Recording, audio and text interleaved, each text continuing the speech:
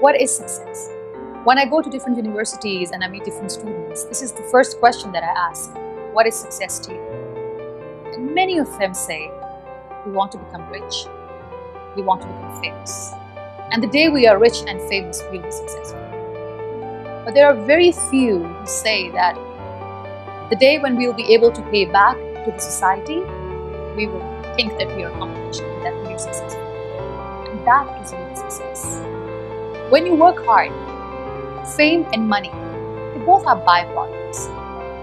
I've seen people saying that, oh, this person got lucky, that's why this person is famous and this person is rich. Always remember, the harder you work, the luckier you get. There is no shortcut.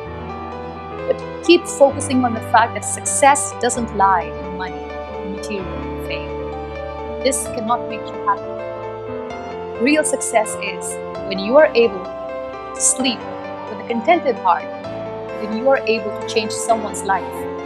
And when you look back at your life and you see that, I tried my best to give my best to people around me. That defines your success, because that is true success.